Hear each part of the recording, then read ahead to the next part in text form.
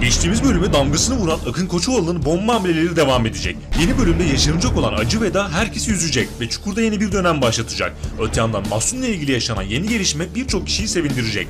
Yamaç ise şovlarına kaldığı yerden devam ediyor ve yeni bölümde yaşanacak olan mevzular tam anlamıyla herkesi ekranlara kilitleyecek.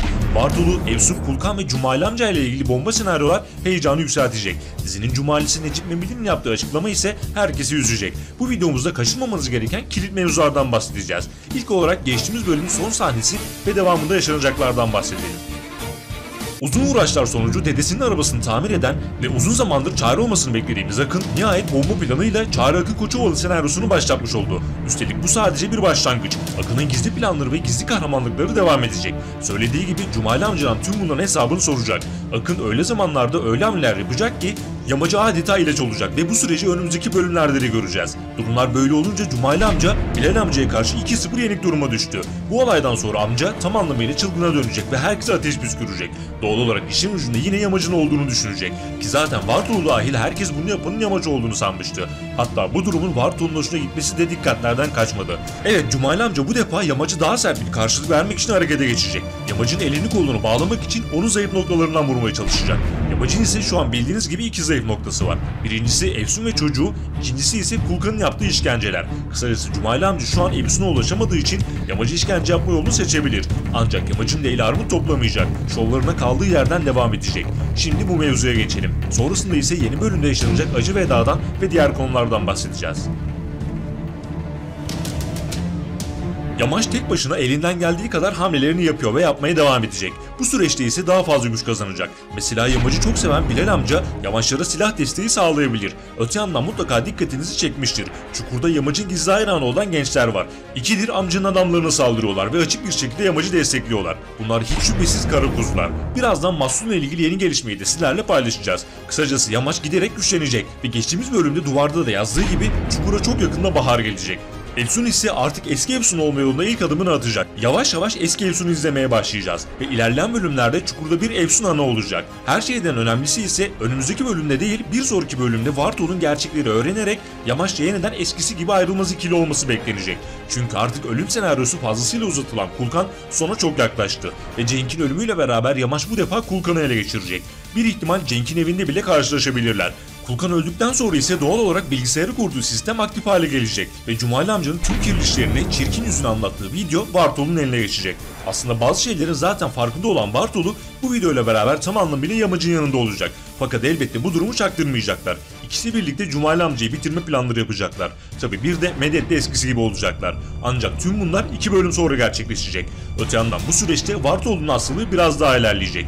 Umarız Vartolu'nun ölüm sebebi yaşadığı bu hastalıktan kaynaklanmaz. Aksi halde fazlasıyla acı ve duygusal bir ölüm senaryosu yaşanır. Bu bir ihtimal tabii, kesinliği yok. Şimdi gelelim yaşanacak olan acı vedaya. Aslında bu vedanın sinyali geçtiğimiz bölümde verilmişti. Cumali amcanın ince planıyla köstebek olduğu ortaya çıkan Celesun önümüzdeki bölümde ölerek diziye veda edecek. 4 sezondur sevilen karakterlerden biri olan Celesun'un veda sahnesi Çukur tarihine geçecek cinsten olacak.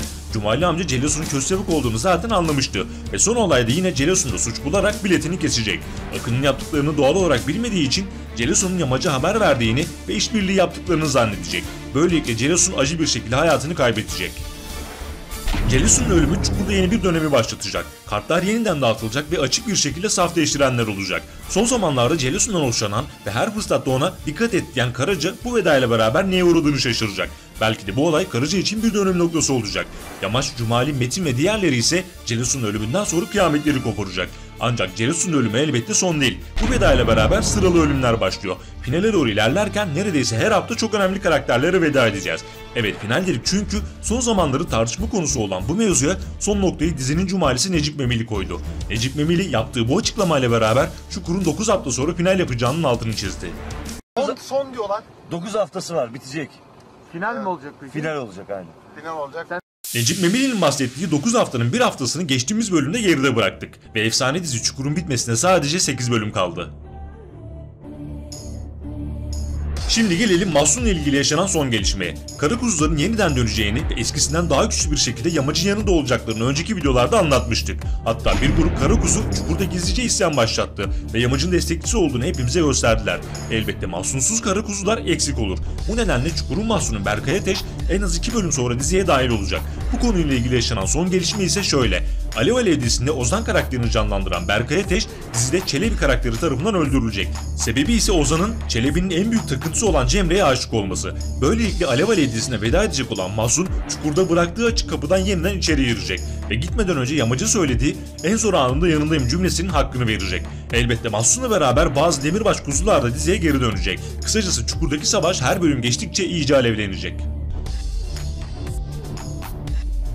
Geçtiğimiz bölümdeki çok ilginç bir detay birçoğunuz tarafından fark edildi ve sıkça soruldu. Cenk'in evinin bulunduğu sokağın başında 2 tane sokak tabelası vardı. Birinde Efsun, diğerinde ise Yücel yazıyordu. Böylesine bir durum elbette tesadüf değil. Bunun anlamı ise şöyle. Yücel yazan tabelayla Efsun yazan tabela tamamen farklı yönleri gösteriyordu. Yücel'in gittiği yolun sonu ölüm olmuştu. Ancak Efsun'un gittiği yol Yücel'inki ile çok farklı ve bu tabelalar Efsun ve Yücel'in yollarının tamamen ayrı olduğunun bir göstergesi oldu. Biliyorsunuz Çukur'daki bu tarz ince detaylar aslında birer spoiler kaynağı. Geçtiğimiz bölümde dikkatleri çeken bir başka ince detay ise daha önce de gösterilen Kral Tsongur'un Ölümü isimli kitap. Bu kitabı Kulkan'ın elinde gördük ve yakın çekim yapılarak daha dikkat çekici bir hale getirildi. Bu kitabın detaylı analizini çok önceki videolarda yapmıştık, bilenler bilir. Hatta kitabı Çukur'a uyarladığımızda işin sonunda geriye sadece yamacın hayatta kalacağı sonucuna ulaşmıştık. Hepimiz biliyoruz, Çukur hiçbir zaman mutlu sonları sevmez. Yine bu yönde acılarla dolu bir final senaryosu bizi bekliyor diyebilirim. Kitapta Kral Tsongor ve oğlu Soğuba'dan bahsediliyor. Kral Tsongor İdris, oğlu Soğuba'yı ise yamaç olarak ele alınca şöyle bir senaryo ortaya çıkıyor. Yamaç babasının isteğini yerine getirmek için, yani Çukur'u korumak için büyük bir serüvene atılmıştı. Ve bu serüvendeki yolculuğu devam ediyor. Çukur'dakiler aile için, Uçoğulları için ve Çukur için birbirlerini öldürecekler. Sonrasında belli bir zaman geçtikten sonra Yamaç babasının isteğini yerine getirecek ancak çok ağır sonuçları olacak. Kitaba göre büyük savaş bittiğinde ise tek bir canlı bile kalmayacak. Bir başka spoiler ise 2 hafta